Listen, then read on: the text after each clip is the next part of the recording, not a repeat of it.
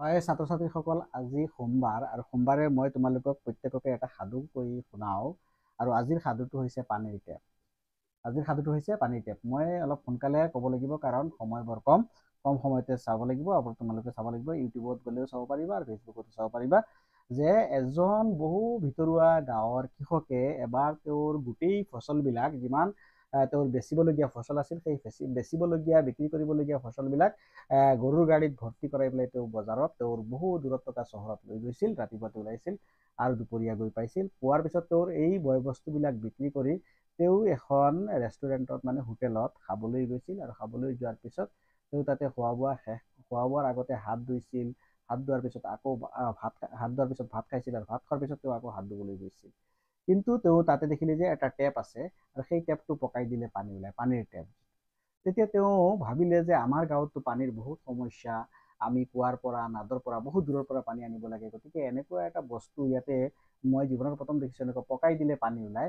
গতিকে কি কৰিব লাগিব, এইটো হোটেলৰ মালিকক সুধি এইটো ক'ত পায়, এইটো এটা লৈ গ'লে মোৰ ঘৰত এনেকুৱা ৱালত লগাই দিম বা বেৰত লগাই দিম, তেতিয়া পানী ওলাই আহিব। তেওঁ সেই ধাৰণাটো গাঁৱলীয়া হোজা মানুহৰ সাধু, কিন্তু তোমালোকে প্ৰেক্টিকেল নহয়। তেওঁ গৈ হোটেলৰ মালিকক সুধিছিল যে এনেকুৱা বস্তুটো মোক এটা দিয়ক, মই ঘৰত লগাম। তেতিয়া হোটেলৰ মালিকে কৈছে এইবিলাক মোৰ তাত পোৱা নাযায়, দোকানত যাওক আপুনি, এনেকুৱা এনেকুৱা দোকানত গ'লে আপুনি পাব আৰু তাৰ পৰা লৈ যাওক। তেতিয়া তেওঁ দোকানখনত গ'ল আৰু যোৱাৰ পিছত নিৰ্দিষ্ট দোকানখনত গৈ পেলাই এনেকুৱা দুটা টেপ কিনিলে। টেপ কিনি পেলাই ঘৰত লৈ গ'ল।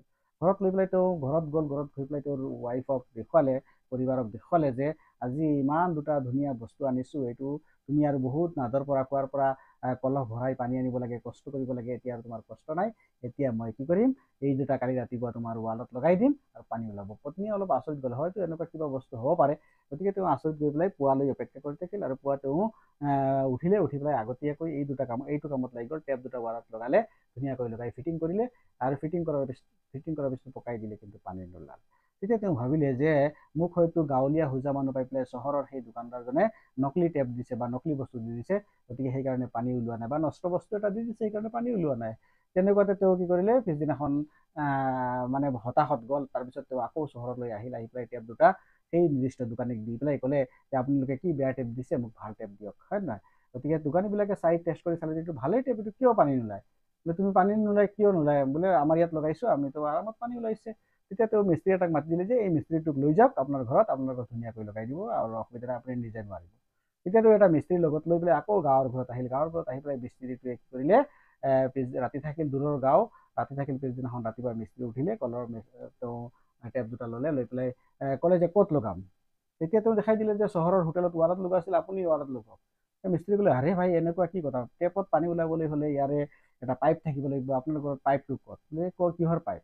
তাৰপিছত ক'লে না, অকল পাইপ থাকিলেই নহ'ব, এটা ওপৰত এটা টেংকি থাকিব লাগিব। এনেকুৱা ড্ৰেইনত হেৰিত আহিব, পাইপত আহিব, তাৰপিছত লাগিব টেংকি চলাবলৈ হ'লে কাৰেণ্ট লাগিব, মটৰ লাগিব, তাতে ওপৰত পানী দিয়া লাগিব, বহুত কিবা কিবি আছে। আপোনালোকে এইবিলাক নাজানে নেকি, আপোনালোকৰ এইবিলাক নাই নেকি।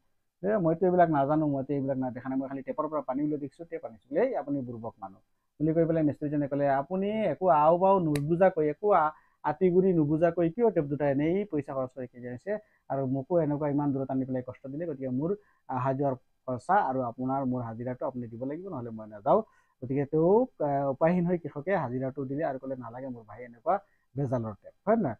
গতিকে ছাত্ৰ ছাত্ৰীসকলকো কৈছোঁ, সাধাৰণ মানুহকো মই কৈছোঁ যে বিষয়বস্তু এটাৰ, এই সাধুটোৰ অৰ্থ হ'ল বিষয়বস্তু এটাৰ একো আতিগুৰি নুবুজাকৈ, বিষয়বস্তু এটা একো নজনাকৈ, ভালকৈ বিষয়টো নজনাকৈ আপোনালোকে কেতিয়াও কোনো ধৰণৰ মানে ডিচিশ্যন নল'ব।